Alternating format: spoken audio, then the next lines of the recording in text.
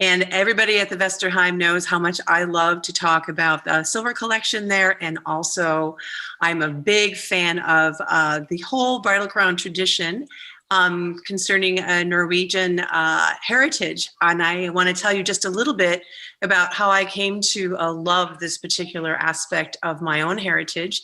I was actually born in Decorah, Iowa. I was not raised there, but I was born there. And my mother is the Norwegian and my dad is the German from Kalmar, Iowa, about 10 miles away. And as a little girl, I grew up going to the Vesterheim in all of its different stages of development as a museum, and then finally as a folk school and as a resource for just Norwegian, all things Norwegian in general. And my favorite room was the silver room. And going to that silver room and seeing all that beautiful silver jewelry and having the guide or the docent at the museum talk about how young girls got to wear crowns on their wedding days. Well, you had me at crowns, because I could not believe that a girl who was getting married could wear a crown like that on her wedding day and actually literally be queen for a day. So hence my descent into the wonderful madness of all things beautiful Norwegian silver and jewelry oriented. And here we are today. So I want to actually tell you how special it is that we will be looking at some wonderful pieces in the collection. There are so many beautiful, beautiful items that the museum holds, and it is a rare opportunity to be able to actually see these pieces if you don't necessarily set up an appointment to want to go see particular items. So this is a big treat, not just for you guys, but a really big treat for me too. Because even though I spend some time bothering Loran and Jennifer a lot at the museum to go in and look and see how things are made, everything like that, this is also super exciting for me too, because these are lots of pieces that I haven't seen as well. So that said, we're going to go to our very first slide, and we're going to see a beautiful rendition of a bride who is in a Bergen styled kind of bunach. And the reason I picked this particular image is that this bride has on all of the items, all the bridal items that we're going to look at individually tonight. So starting with some of the crowns, you can see she wears a very large crown on her head, done in the Bergen style. And going to her chest, you'll see a beautiful bridal bib made out of red wool, which is holding a lot of beautiful silver items. There's also a pendant, a bridal pendant that she's wearing, very long. And you can just kind of see between her folded hands and right at her waist, her bridal belt.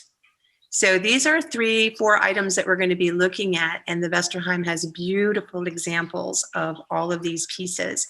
But I just want to give you a couple of little tidbits as far as historically how this particular tradition came about. And this is by no means a very complicated or very deep insight into the history. This is just a very brief overview. So if you have questions later on, I'm happy to answer them. But the whole idea of wearing a crown on the bridal day harkens back 1,000 years ago. Viking kings and queens wore crowns, and eventually basically our saints, especially when Christianity started to take hold in Scandinavia, they brought with them the cult of the Virgin Mary, and people very much identified with this particular symbology because Mary was the Queen of Heaven and a very pure character, and was always usually pictured with a crown on her head. Now, this is really interesting for me because I always think that history repeats itself. During the Black Plague, basically the Black Death that came into Scandinavia at the time, when all was said and done, only about 1/3 of the population survived. So think of that, just 2/3 of the country is completely wiped out. Now, another thing that's interesting is that we have been in a plague, I feel, and everything. And basically, when people started to come back online and started having weddings and getting married, it was a very important celebration to have. So many people had died. People were getting knocked out.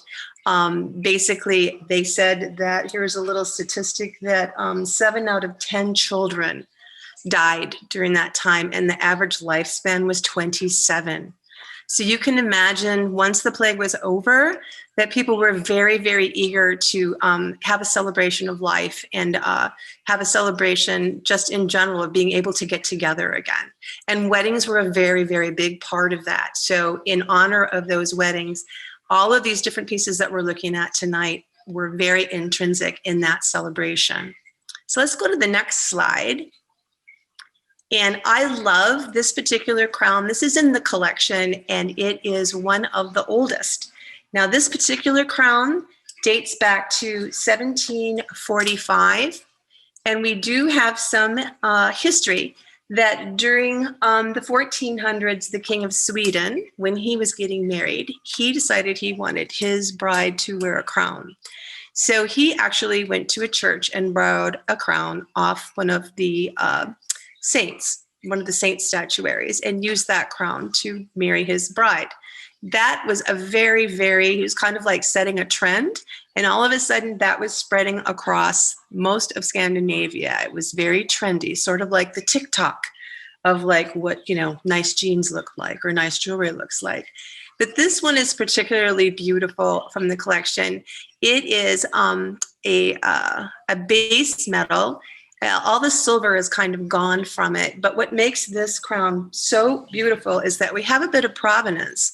Oftentimes these crowns would either be borrowed from a church or a wealthy landowner would own this out. And this is something that's really beautiful about the bridal crown tradition in Norway, is that there's the sense of community ownership of adornment. If a girl in a county or a region was getting married, all her relatives, all her friends, they would bring their jewelry for her to wear that day and just pile her up till she was just a shining, shimmering, beautiful queen-like creature. The thing is that a lot of times we don't have things that are stamped and we don't have things that are dated. But this one in particular is really unusual because this has a date on it, and it also has a lovely inscription. So the date on the crown is 1748, and there's an inscription that reads, "Retain the faith in this life, then God will give you the crown," which is a lovely sort of like sense of provenance, especially when we have a lot of items that we kind of don't know where they came from or they got donated and they don't come with a lot of history behind them. But you can kind of see, this is a crown from 1745. It is sort of a proverbial, it's got the finials, which are these top portions up in here, the big tall pieces. And even though it's not as bright and shiny, you still can see that there are some dangles there, some little pieces onto the side, which again we'll be talking about the significance of those and also to some of the different designs of them. There's a few that are missing here, but this is really wonderful. And for later in the talk, I want you to take note of the very base of the crown where you see a bunch of little teeny tiny holes here. And we'll get into like how the actual crown was worn and placed on the head. So let's go to the next slide. This is a crown that's very near and dear to my heart in the collection because they have a piece that is the actual crown dated to between 17 and 1800. It's all silver, but there's also a replica of this crown. So the thing is that they have a genuine one in there in the collection. And I'm just going to check my chat here.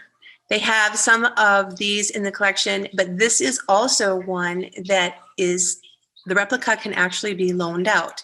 Because remember when I talked a little bit about, there is this community ownership of adornment. A girl probably, unless she was from a very wealthy family, would not own the crown herself, but one could always be borrowed or rented. And Jennifer is telling me that there are some wooden boxes that were used to store crowns, and they have a round box in the collection that appears to have been for a crown. So yeah, there are also some like really interesting aspects of the containers that held the pieces themselves. And this one is all silver. And this one is particularly interesting because it's made from one big long sheet of silver and then folded around, and then a solder seam in the back. So consider the long piece of silver that would have been used. And this has very beautiful dangles. All these dangles are intact here. And we refer to these by lots of different names, dangles, baubles, but these are actually referred to as leaves. So you can have almost like a leaf shape here hanging down. Yep. And you can see that there is a cross type symbol in the center. So we've got little influences of Christianity in this piece as well. Very, very interesting. And this whole aspect of basically wearing silver on the wedding day is very important. Silver in Scandinavian culture is just important in general for 3 reasons. One, for a show of wealth. If you have lots of pieces and adornments and that bride is just glittering on her beautiful wedding day, this is a show of wealth. It also was to cure sickness. People back in the day, a bit superstitious about staying healthy. So wearing a piece of silver or a silver cross would protect you from getting sick. But most importantly, and probably an aspect if you're familiar with Norwegian folklore, is the fact that it was to protect against supernatural forces. Now, what could those be? Well, every person at a certain stage of their life is susceptible to being whisked away by either the Huldra folk, the hidden folk, the trolls, or any other sort of supernatural being. And at times when a person was vulnerable, they were most susceptible to being whisked away. So when someone's getting married, especially a bride, she's neither single or married yet on her way to the church. So it was a very touchy time to be on her way to the church, and silver was to protect her from being whisked away from these supernatural entities. So let's go to the next slide. And remember at the very beginning when I was talking about that first crown that was very, very old and had the inscription on it. Again, it's really wonderful when we have a bit of provenance that goes with pieces that were donated to the museum. So the crown in the previous slide, you see here on this lady in the photograph, sitting in a sled. And this is a photograph. Thank you, Jennifer, for finding this. This is kind of a copy of a photograph. But again, we have some really nice provenance and some nice history regarding this particular photo. A gentleman named Nils Holmes, who immigrated to the United States in 1875, came from a family that couldn't give him a lot of money, but what they did give him was this crown and also this sled. Now, he ended up settling in Chicago. And let's go to the next slide here. And we will see him and his family. Nice photo sitting in their drawing room. And the circle, if you look in the upper right-hand corner, is where they decided to park their family legacy, their family crown here, sort of like hanging their hat on the buffet. But proudly displayed in their home and probably used by people throughout time. But one thing about people coming to the United States, a lot of times they would take things with them, like traditional silver pins, bracelets, all those types of things, but maybe not necessarily use them. Everybody wanted to be Americanized. However, these were still portable things that people could bring from the homeland that helped identify their specific heritage and would be passed down. Let's go to the next one here. Now, you're going to see this photo. I'm going to reference this photo a couple of times throughout the talk in the next hour or two. And this is a lovely photograph of a couple. And you can see on the bottom, it says Bergen on the right-hand side there. And again, this is a really nice example, like the very first slide of the tinted photograph we looked at, of a bride wearing all the best examples of the accoutrement that a girl would be wearing on her wedding day. So again, we've got the crown, very, very tall crown, and then her beautiful bridal bib and lots of silver, just a ton of silver. And then she's also wearing her bridal belt. And as you can see, it's interesting. I often wonder when I look at this photograph, like if this was a bride that basically the gentleman who is not wearing traditional bridal gear, if he returned to Norway to marry this girl, we can only wonder. But down in the corner here, we have, it's a Holland Peterson bridal couple. So they do have last name. Be very interesting to find out. So let's go to the next one here.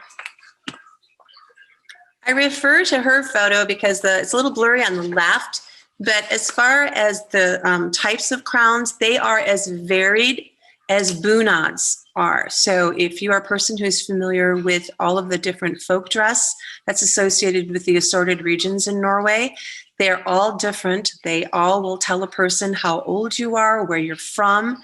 The type of embroidery will tell you like what particular county you might be from, whether you're married, whether you're single, whether you're widowed.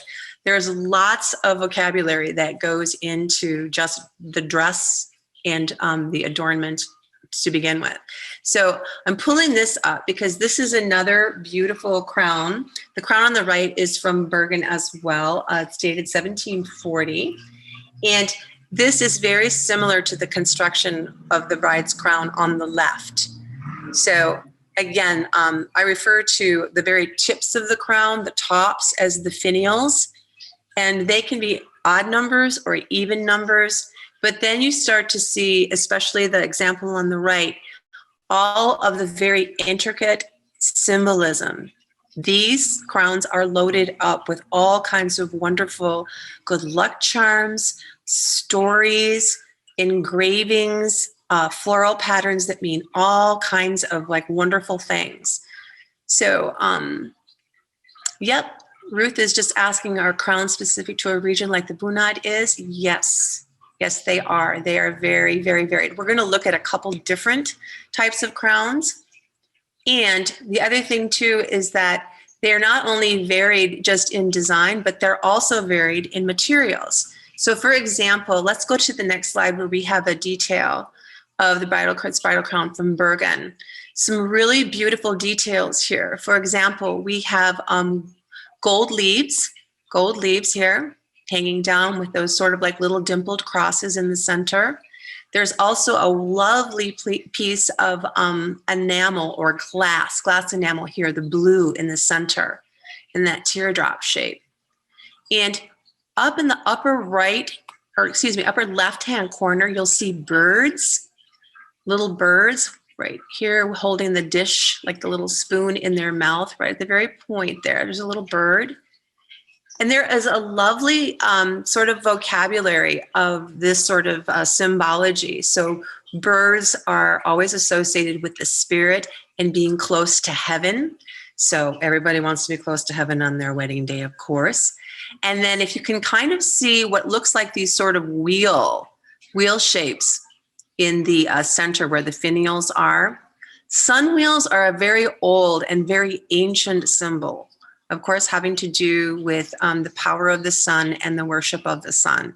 So we see a lot of, even though, again, Norway is Christian or Catholic at one time, we start to see sort of a melding of all different kinds of symbols together in sort of like this really beautiful buffet of design. The rose patterns down at the very base here have some lovely engraving right here. And the rose always represented the Virgin Mary. But again, just the Queen of Heaven and just a lovely, lovely thematic piece. And can you imagine the sound that this would make as you were walking? I mean, people could hear you coming, most definitely. Let's go to the next slide here, because here you can see just sort of a really nice scale of this. Now, the red I want to point out on the inside is actually fabric. And the ribbons that you see are French silk. So we all know what it's like when we go on vacation or someone goes on vacation and brings us back beautiful things in order for us to wear or put into our wardrobes. So having French silk ribbons, again, a lovely thing to add to the bridal crown accoutrement. And always think of like the ribbons that are on the bridal crown as sort of like the precursor for like a veil, because now brides today wear veils. But these are really, really beautiful and very, very old, nicely put together. Now, I mentioned that the styles and the materials are as varied as the bunades are in region. So let's go to the next slide. And this is actually a hand-tinted old photograph of a bride from Voss, the Voss region.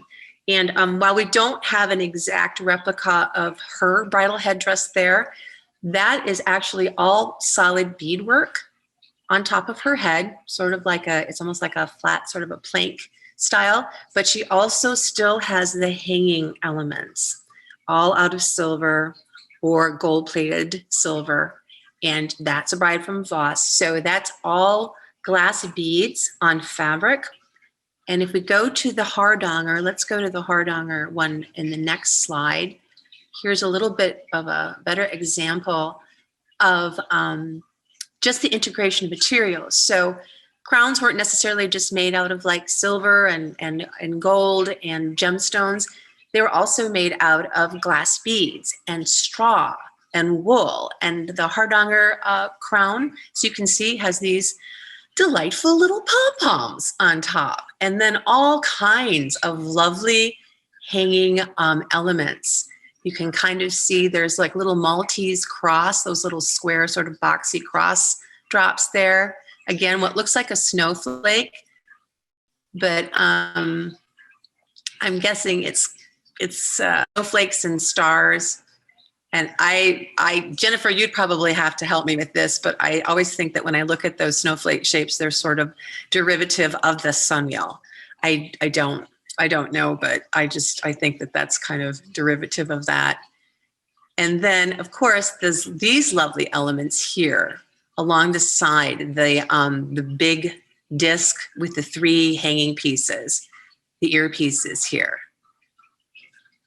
And these are particularly interesting elements because these are actually made from coins or medallions.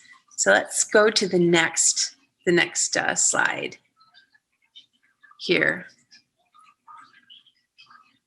And we can see sort of a close-up of what that larger piece is there.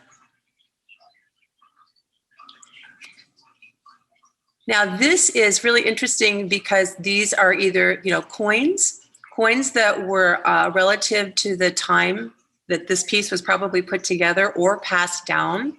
And we've got these like leaf shapes, which are very, very interesting with these sort of like little cross shapes, these little dappled dimples here in the center.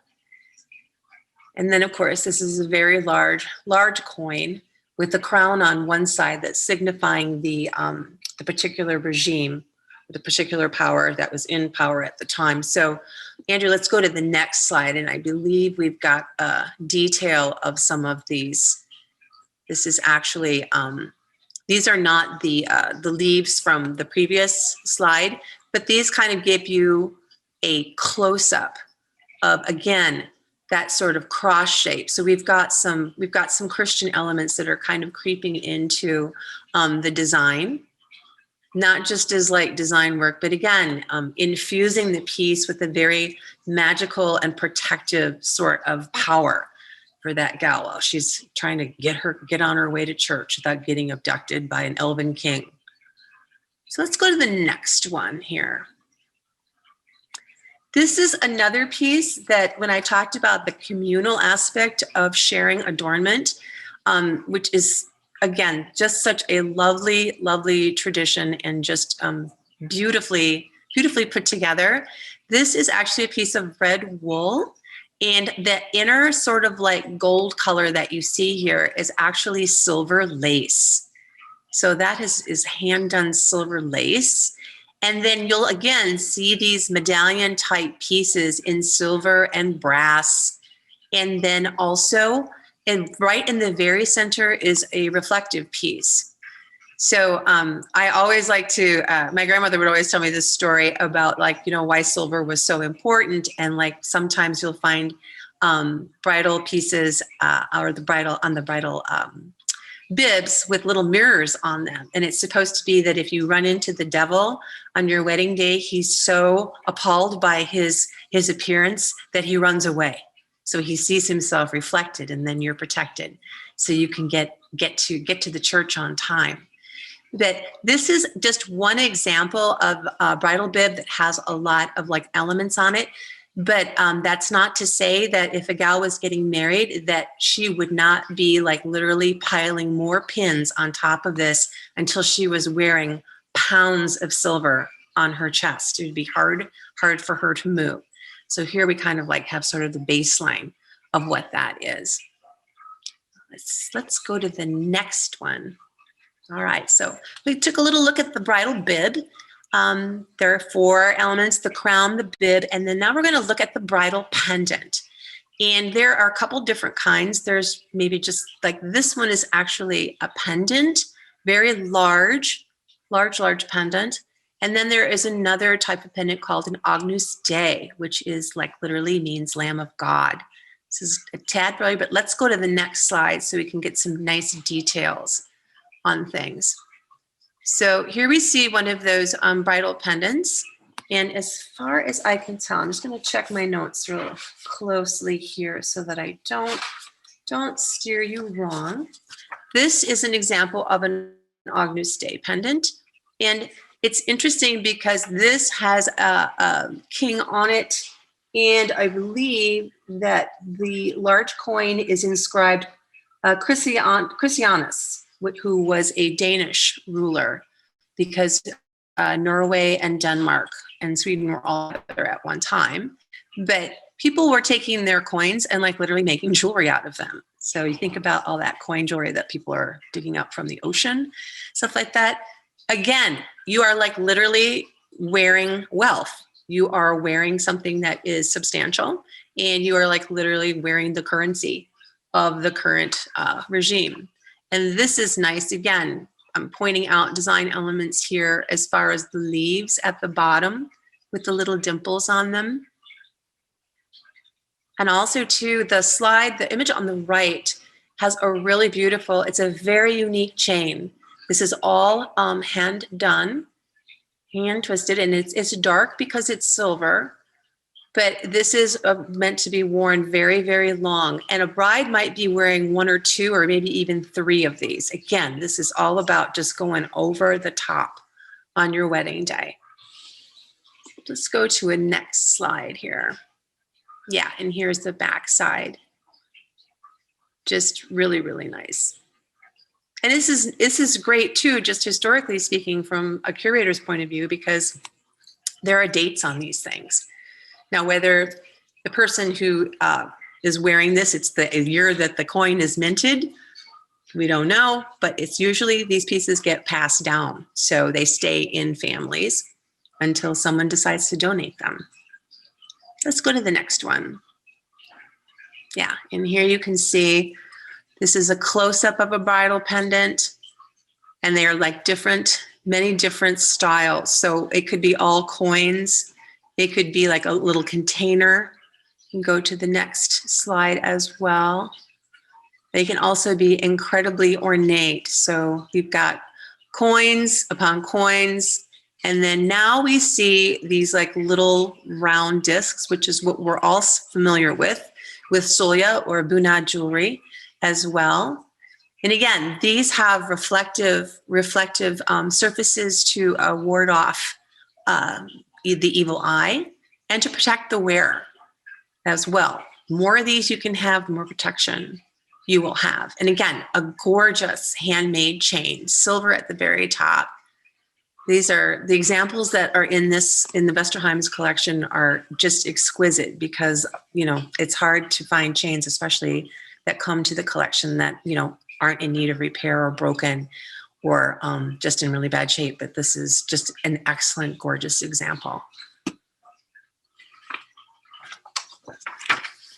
Yeah, and this one has actually the F, the mark of Frederick III, who was the king of Denmark and Norway from 1648 to 1670. Yeah, beautiful. And this is, again, a nice little rendition of those leaves at the base. And see some nice scalloping on the side of them. Just a gorgeous piece.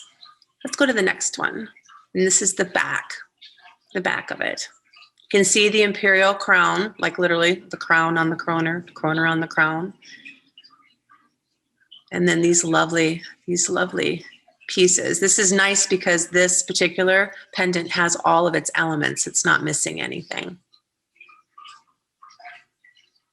Okay, let's go to the next one. Yeah, and here's another lovely example. Again, I'm just a sucker for like how beautiful these chains are and the fact that they stay kind of intact, because these pendants are incredibly heavy. If you can imagine like wearing a big gold coin medallion or a silver coin medallion, not wearing one or two, but maybe 3 or 4, and then a bib with a ton of pins on it. It's just, yeah. There are a couple of points in history where like there are very special women that would come to dress the bride on her wedding day, and she would be wearing so much silver, she would have to sit in a room in a chair overnight and just sleep sitting up because it was just so much. I think she gets a shot of alcohol in the morning though to wake her up. So, well, on your wedding day, I think. Anyway, let's go to the next one. All right, here's our lovely couple from the beginning of the talk too. And again, we've covered her crown, her bib, and her bridal pendant or Agnus Dei pendant. And something that's very specific to the Norwegian bridal dress is the bridal belt. Now, the thing is that a woman would never be wearing this until she's married. So again, if a woman was wearing one of these belts, she might be wearing this on her wedding day with the long sash portion that you see that's against her apron, but she might be wearing a shorter version without the long sash, just as a married woman when she's married and had a few kids and she's going to a wedding, and that signifies a married woman. So if somebody runs into a lady at the market and sees a belt on her like that, she is a taken lady, and you are to respect that. So let's go to the next slide here. And again, the Vesterheim, Mamma Mia, just a beautiful example of a bridal belt from that ensemble.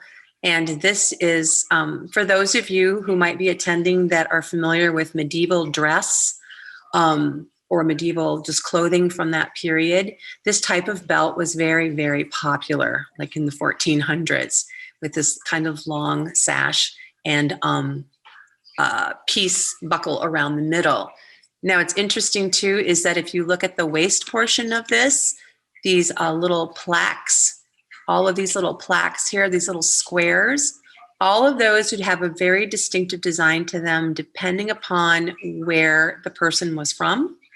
And again, the bridal belt here is, I want to say it's Bergen. Yes, Bergen, because this piece has a lot of elements to unpack, and I'm going to call Jennifer in on a certain portion of this. But you'll see those little plaques at the very top. The more of these that you could have shows how wealthy you are. And also, too, we noticed the small spoons or scopa, or these like little discs that you see hanging from there. Lots of reflective surfaces. And then, Andrew, let's go to the next one so we can get some detail on some of the medallions. Again, the idea is to wear as much silver or as much metal as possible. In these rosettes, it's so interesting because this is also sort of a mix of materials. We have metal and then we have fabric. And sometimes we even have metal, fabric, and leather to act as a base for these nice metal pieces here, these nice rosettes. You see a little bit of hole here in the wool, but still just an excellent example of a bridal belt. And let's go to the next one here. This is a close-up of the little plaques on the side. Now, all of these designs, if you would research this further online with particular bunads and bridal belts that go with different bunads, these designs in the center are all going to vary. So for example, you might come across a bridal belt that literally has, I think it's like 3 little towers or 4 little towers. I had a woman that I repaired her belt, and that would be indicative of Bergen. So the symbology in the center of each one of these plaques might be indicative of the region where the piece was either made or the piece was either gifted and worn. And all of this is sewn onto red wool. Okay, let's go to the next one here. Now, we did a little run through this afternoon, and I get so excited because I normally only am seeing this stuff on my phone until I get it on my computer. But there are some just really incredible and very interesting details on this bridal belt.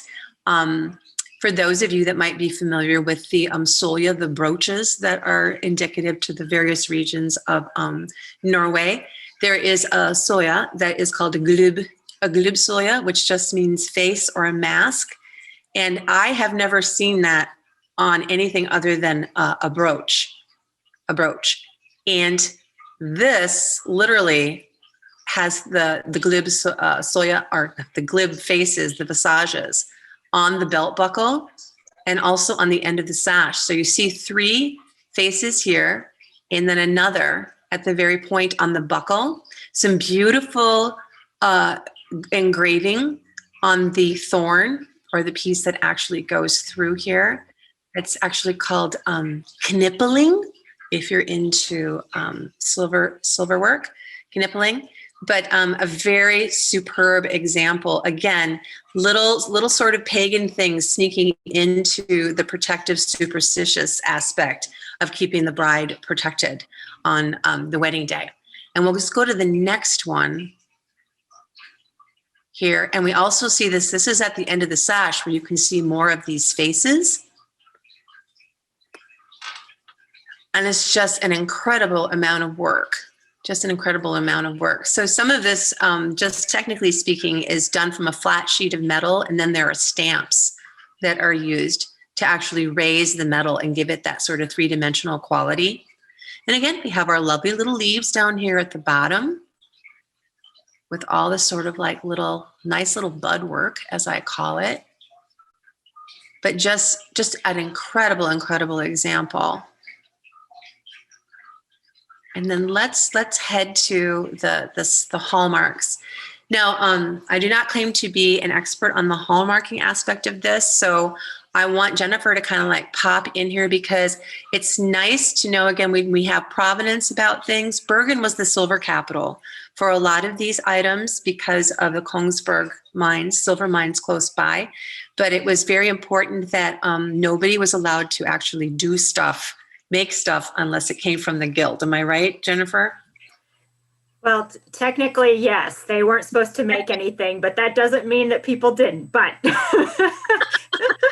but yes. So in the upper right-hand corner is the Bergen mark, and that's a tower with 7 little balls on it.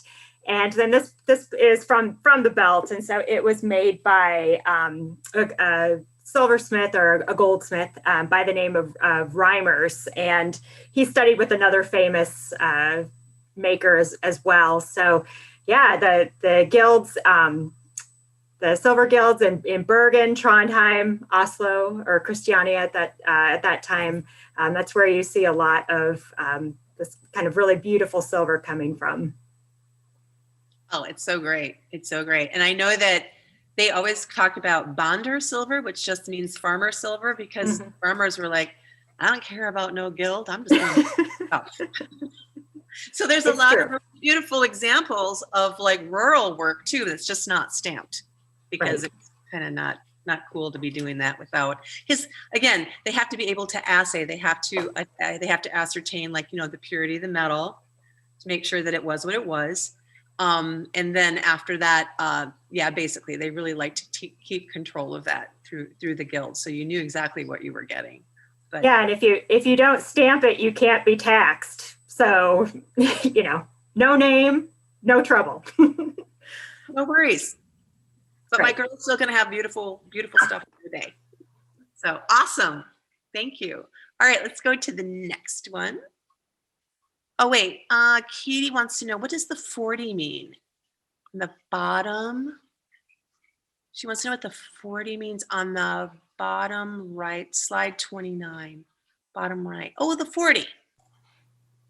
Jennifer? That I'm not sure about that particular mark. I'll have to do a little research on that. Because But if somebody else knows, chime in.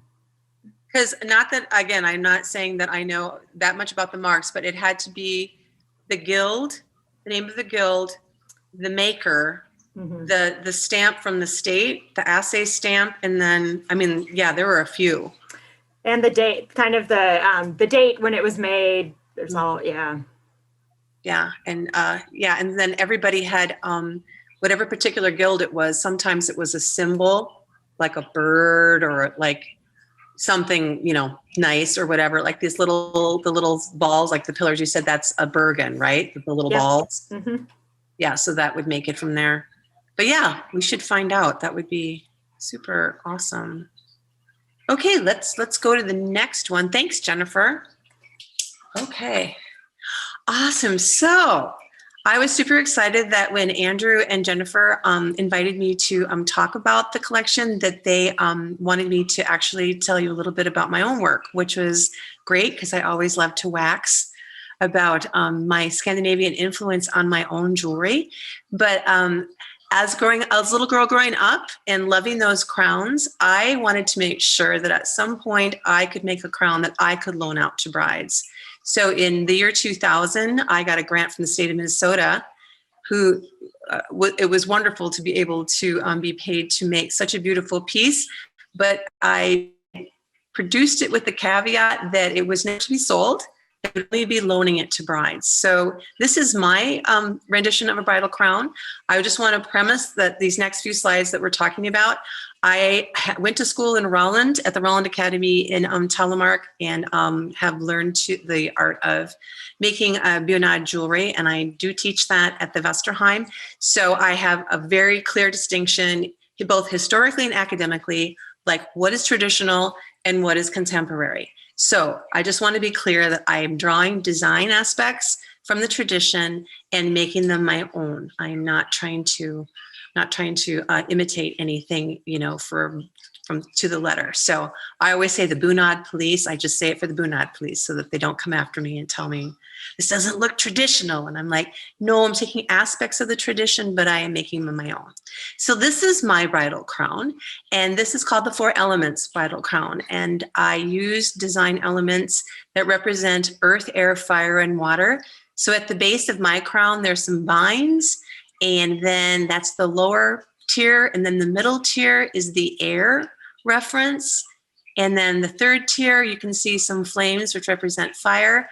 And then because I love Scandinavian fairy tales and folklore like nobody's business, I love the aspect that there are stories about female spirits that guarded water sources. And I live in a lovely little town that has a dam with a big waterfall on it. So these are my protective spirits here, and the chains represent the water. So this might not make as much noise walking as a traditional crown, but it definitely makes a nice tinkling. So, and this is all silver and Merlin's gold in the center, and it has rose cut garnets and green tourmaline. And if we go to the next slide, I just have a little detail on that. I learned a lot of things looking at crowns in the Vesterheim's collection. Lorraine Gilbertson was very nice to let me in and handle some pieces so I could see how they were made. I also examined the crowns at the Big Doy Museum when I was visiting Corianne Peterson, who is head of the textile department at the Big Doy Museum in Oslo.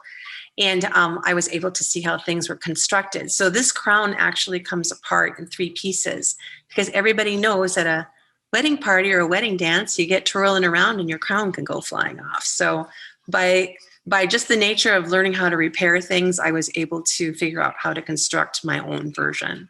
So let's go to the next one.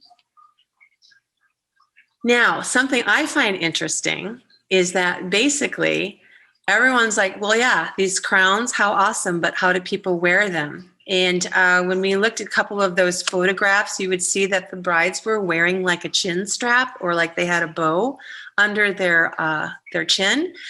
Some designs or some styles, you could do that, especially with some of the really large pieces. It's very hard to keep it on your head, but not all styles would require that. So I actually preferred the style where like basically you actually would integrate the workings of the crown into the hair and vice versa.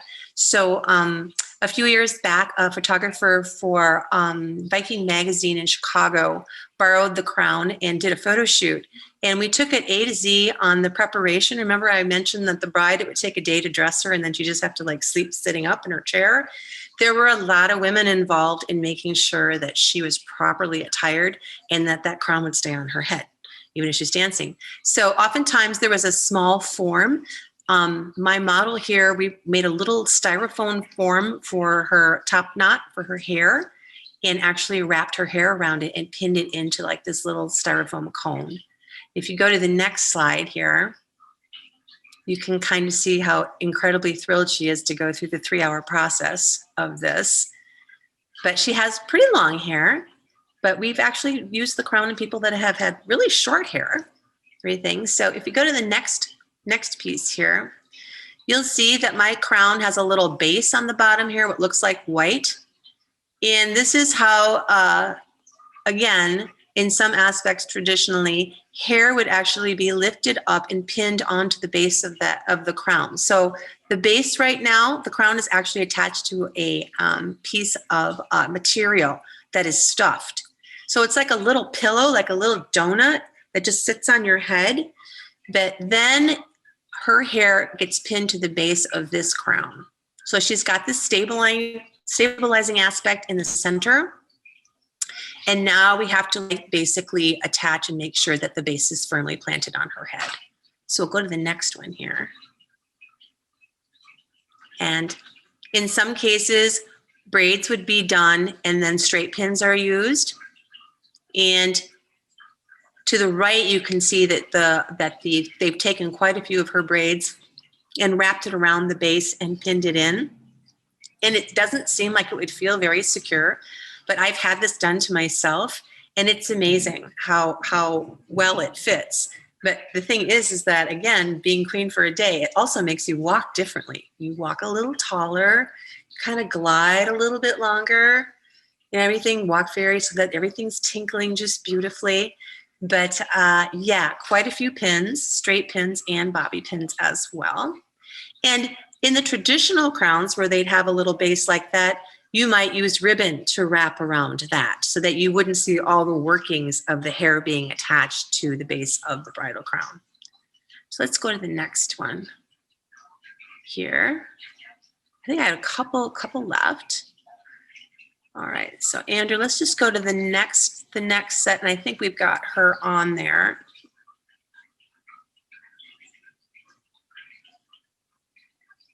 Oops, wait, do we like miss a couple? Hello? Do we lose? We might have lost Andrew. Oh no. I know. Okay. Oh no. But hopefully he'll come back here. I'm so sorry. I'm back. Somehow my internet decided to momentarily glitch. Let's get this screen shared again so that everybody can see your beautiful work. My apologies. Oh, no worries. This is okay, there we go. Awesome. Okay, so let's go to the next slide. Let's go to number 36. All right, and here you can see we're kind of coming around the bend here. And it's quite tall. And if any of you look at any of the other photos or like want to like research this, and you will see that the crowns will be huge and then some will be small and then some will be kind of in between depending. Like if you would look at anything from Bergen, pretty tall, Trondheim, Trøndelag, pretty big, et cetera, et cetera. But then again, go to Hallingdal and it's like basically a little bit smaller. So lots of variations in size and again in materials, which is amazing. So let's go to the next one. And then here she is completely duded up. So she's wearing a Gudbrandsdalen bunad, which is the black with that really rich embroidery on it. and a nice white blouse and her pins. But I think that this, for me, this has been a really wonderful segue into introducing the tradition to people that don't know anything about the bridal crown tradition in Norway, because there are brides that wear tiaras and things on their wedding day, and I get that and everything like that. But this has been really wonderful way for me to sort of get, be the pusher for, getting this reacclimated, the legacy, keeping the legacy going. And again, kind of like since we're coming out of COVID, I was so excited today when we had our little run through, because I haven't had anybody call to reserve my crown since COVID has been, because there's not been any chance to have weddings or get-togethers. And now we're back to that celebration of life and that reinvigoration of getting together and celebrating all the things that we know as humans to be just wonderful celebrations. So let's go to the very last one here. Yeah.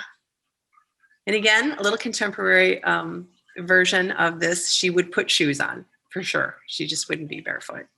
So anyway, so we have about 5 minutes, and I know that Jennifer's been monitoring the chat. But does anyone have any questions? Or I do want to say one thing that. If you are interested, this is an awesome book that they have in the library at the Vesterheim. And it's a book by Odell Bjerknes, who wrote about bridal traditions. This is really a fun read, and it's also got some great information in it. And you can always call the gift shop, find out if they can get that for you. But yeah, if there's anybody that has any questions, since we have a few minutes left here.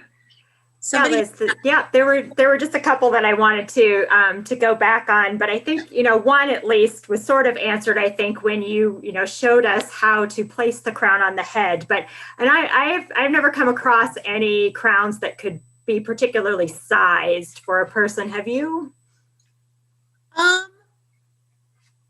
Actually, yes, I have, because as I mentioned that some of those the crowns, the way that they're constructed. Some are like the one that you guys have, the Trondheim or the Trondelag, the one that was like all silver. That one. That one can be great. Yeah, it's constructed from one big long piece of silver. Now the other ones, like the Bergen one with the blue enamel in it. That's actually, I think it's that one. Now that one, as you can see, it's actually, if you look on the side on the detail there, those are panels that are riveted together. So like each one of these like little spires is on a panel. So, and there's a little long pin that would go down to connect them all together. So it's almost sort of like a puzzle, everything like that. I'm not saying that this is one that is like that, but I've come across ones that I've repaired that have that, where it's like it was too big, or it was too jangly, and they took a section out and then just brought it in together again. So that it's yeah. I'm not saying it's probably something done a lot, but most definitely. Well, for the record, I'm not doing it with collections. So. No, please don't. Please don't.